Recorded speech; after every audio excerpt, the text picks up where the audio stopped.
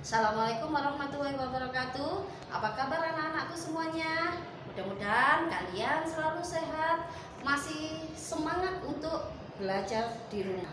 Kita akan mempelajari tentang gerak melingkar. Tujuan dari pembelajaran ini adalah kita dapat menyebutkan minimal 4 besaran-besaran pada gerak melingkar dan rumus matematisnya. Dalam kehidupan sehari-hari, kita selalu mengamati benda-benda yang bergerak. Dalam pergerakannya, benda-benda tersebut ada yang bergerak dengan lintasan lurus, lintasan parabola, dan lintasan melingkar. Pada materi sebelumnya, kita sudah mempelajari tentang gerak lurus. Selanjutnya, pada materi kali ini, kita akan mempelajari tentang gerak melingkar. Secara umum, roda mengalami gerak rotasi yang tinjauannya adalah porosnya. Sedangkan pada gerak melingkar, yang kita tinjau adalah titik partikel yang berada di ujung roda. Untuk memahami benda-benda yang lintasannya melingkar, kita akan mempelajari tentang jenis-jenis gerak melingkar. Jenis-jenis gerak melingkar dibedakan menjadi dua: gerak melingkar beraturan dan gerak melingkar berubah beraturan. Gerak melingkar beraturan. Apa itu gerak melingkar beraturan? Gerak melingkar beraturan adalah gerak suatu benda yang menempuh lintasan berbentuk lingkaran dengan kelajuan linear konstan. Ciri-ciri gerak melingkar beraturan: 1. Kelajuan linear tetap dengan kecepatan linear berubah arah sesuai perubahan waktu. 2. Besar dan arah vektor kecepatan sudut tetap sehingga percepatan sudut sama dengan 0. 3. Besar percepatan sentripetal tetap dengan arah selalu menuju titik pusat lingkaran. Besaran-besaran dalam gerak melingkar ada frekuensi, ada periode, kecepatan linear, dan kecepatan sudut. Frekuensi adalah banyaknya putaran tiap sekon. Rumus matematis dari frekuensi adalah F sama dengan N per T, di mana N adalah banyaknya putaran, T waktu yang satuannya sekon, dan F frekuensi satuannya Hertz. Periode adalah waktu yang diperlukan untuk satu kali putaran. Rumus matematis dari periode adalah T besar sama dengan T per N. T besar itu adalah periode satuannya sekon, N banyaknya putaran, T waktu. Periode dan waktu sama-sama satuannya sekon.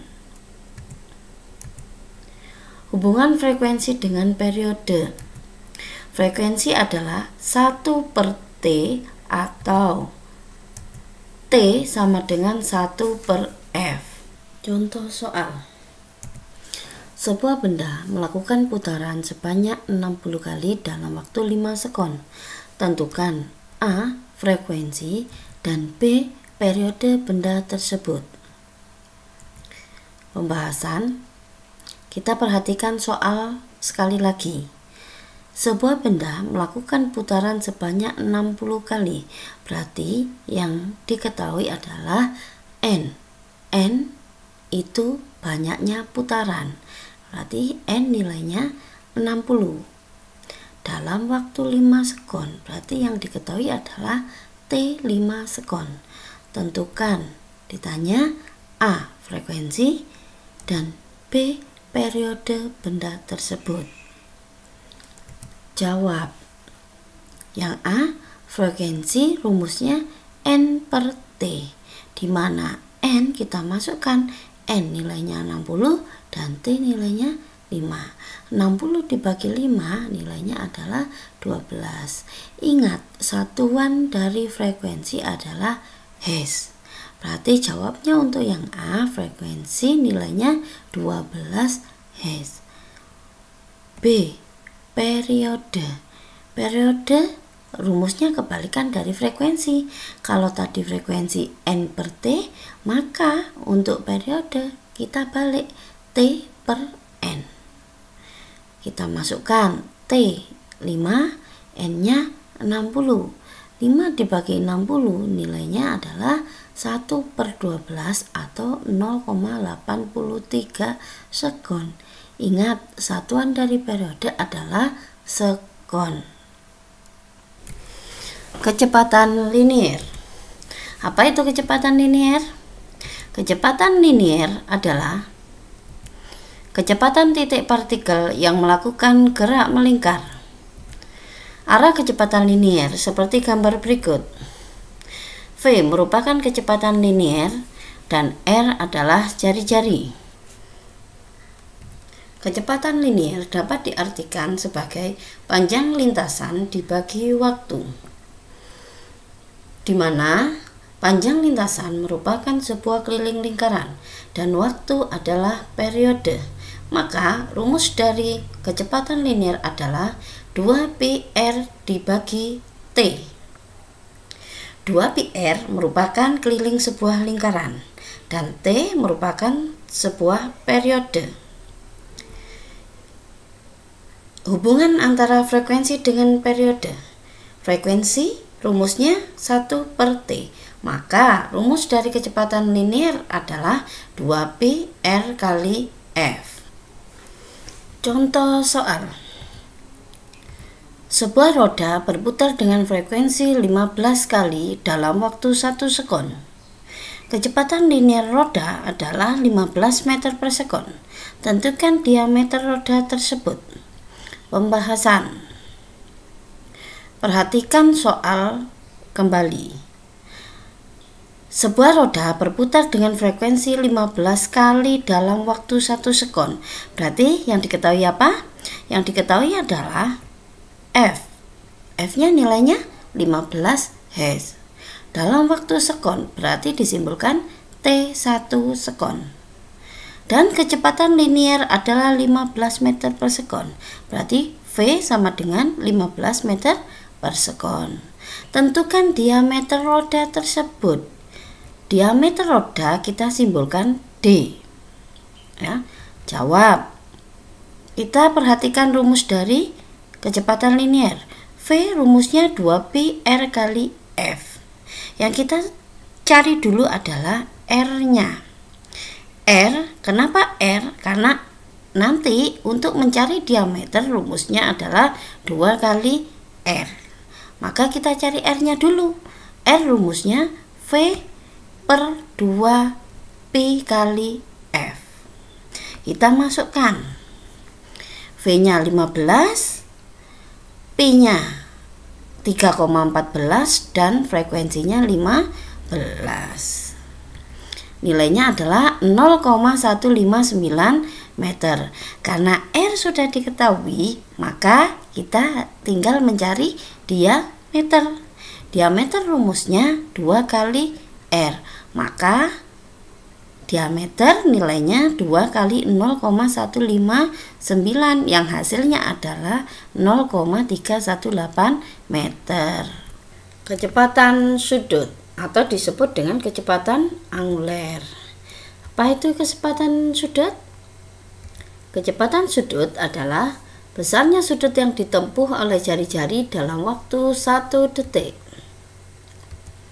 Besarnya kecepatan sudut dirumuskan dengan omega sama dengan 2π kali F, di mana F merupakan frekuensi yang satuannya Hz, omega atau disebut dengan kecepatan sudut, satuannya radian per sekon.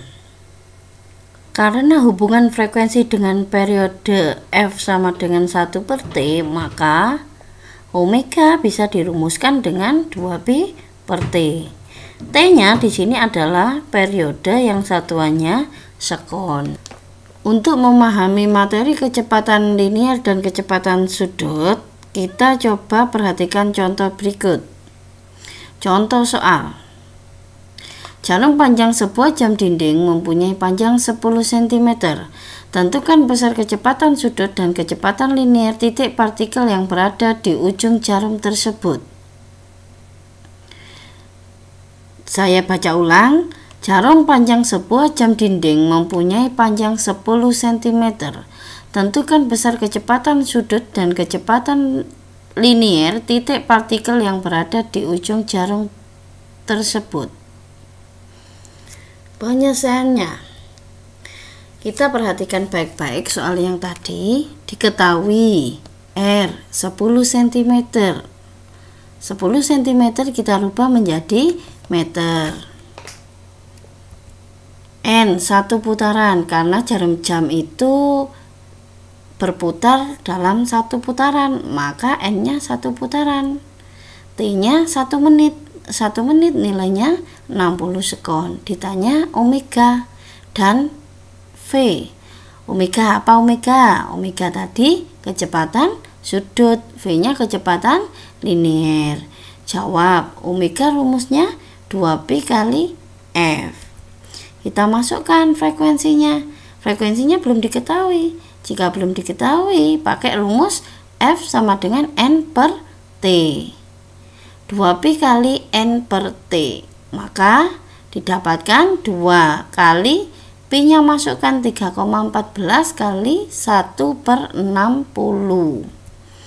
Omega nilainya 0,105 radian per sekon. V bagaimana? Karena omega sudah diketahui, maka rumus dari V adalah omega kali R. R sudah diketahui? Sudah diketahui, ada paling atas sendiri. Nah, V rumusnya omega kali R sama dengan 0,105 kali 0,1 yang nilainya adalah 0,0105 meter per sekon. Bagaimana anak-anakku penjelasan dari saya? Untuk lebih memahami materi gerak melingkar, coba kalian kerjakan latihan soal. Hanya 2 saja. Soal yang pertama, diameter sepeda motor 60 cm sedang bergerak dengan 30 putaran per menit. Tentukan kecepatan angular dan kecepatan linier roda tersebut. 2. Periode benda yang bergerak melingkar beraturan dengan jari-jari 1,0 meter adalah 0,5 sekon. Kecepatan sudut benda itu adalah titik-titik. Coba dikerjakan ya. Bagaimana? Kalian sudah mengerti tentang gerak melingkar dan persamaan matematisnya? Jangan lupa, tadi ada 2 soal yang harus kalian kerjakan. Oke? Sebelum saya akhiri, ingat selalu stay at home dan tetap belajar di rumah. Jangan lupa klik like dan subscribe. Sampai jumpa.